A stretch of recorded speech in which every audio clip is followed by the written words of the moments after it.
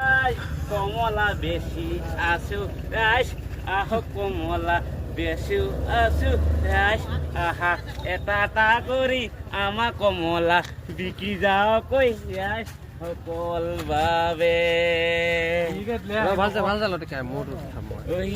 কমলা আছে বেশি আহাৰা সকল কিনি আহি আহি কমলা কিনি লৈ যাকে ঐ মোৰ মন যায় ছোৱালী হ'বলৈ